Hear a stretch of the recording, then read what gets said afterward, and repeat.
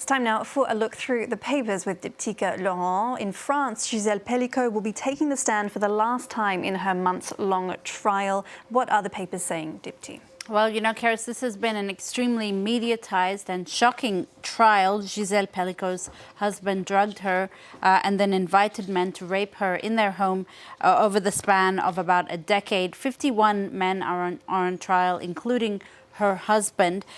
For Libération, the French newspaper, she's become a feminist hero. And this headline, it says, "One for all." The paper really paying tribute to Gisèle Pélicot, hailing her as a feminist icon. You'll remember, of course, she waived her right to anonymity for this trial.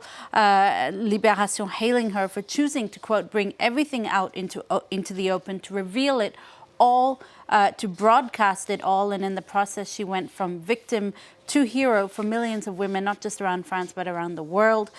In court yesterday, Pelicot's sons also took to the stand, talking of how this devastated their family, tore them apart. One of the sons also demanding that his father tell the truth about what happened, about whether or not he abused his sister, to which Dominique Pélicot really denied it very vigorously. He had nonetheless photographed his daughter Caroline in bed wearing underwear, and she says while she has no proof, she's convinced that her father inflicted the same abuse upon her as he did upon her mother. And Dipty, around 40,000 people have taken part in a march in New Zealand in opposition of a bill that could reinterpret the founding treaty between Maori and the British Crown. Well, it could well be New Zealand's largest protest march ever. For the past 9 days, around over 40,000 Kiwis have been marching from the northernmost part of the country all the way down to the capital, Wellington. The movement aiming to oppose government policies in general that negatively affect New Zealand's Maori populations, also to celebrate Maori culture, and in particular oppose this controversial treaty principles bill. Now, The Guardian explains in its edition today that the bill essentially would overhaul the founding treaty of New Zealand, which is instrumental in respecting Maori rights. The bill was brought forward by a Libertarian ACT party. It's part of the coalition government, but The Guardian explains it is quite controversial. It is also unlikely to pass. All right, and some sports news now. Rafael Nadal will play his last tournament before retirement, representing Spain in the Davis Cup this week. Yeah, that's right. The Spanish team will be taking on the Netherlands in the Davis Cup final this week. And the finals will take place on Sunday if it gets there.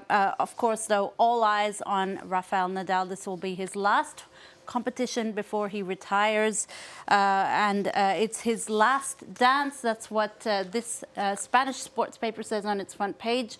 Marca, another Spanish paper, with this lovely headline here as well, "The Last Dance," also for this paper. But the paper's also focusing on comments that the team is there to win and focus on the competition, and that there will be time for goodbyes later on. And finally, from you, an artwork featuring a banana could fetch more than $1 million at an upcoming auction. Tell us about that. Well, if you have a spare 1 million lying around, this might appeal to you, Karis. It's not just any banana. Well, actually it is. It is your garden variety banana, but it is one that has been duct taped to a wall, and it's part of Italian artist Maurizio Cattelan's work called Comedian. Now, you might remember it first debuted in 2019 as a series of 3 bananas. However, one of the bananas was eaten up, and the artwork became so viewed that it actually had to be taken out of the public eye.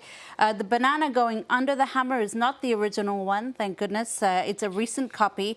Sotheby's head of contemporary art is quoted as saying, not ironically, that when you buy Comedian, you buy the right to reproduce a banana and duct tape on your wall as well.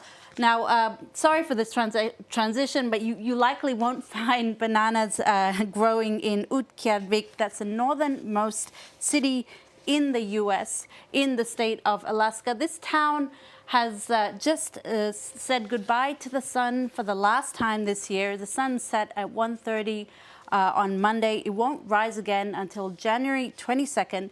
The reason being that the city is actually located north of the Arctic Circle, meaning that for 2 months of the year, the sun actually stays below the horizon. For locals, though, it means that the next time the sun rises, there'll be a new president in the White House. Well, it's chilling stuff. I can't imagine going without sunlight for that long. Thank you very much for that look at the papers, Dipti. Thank you to you for watching.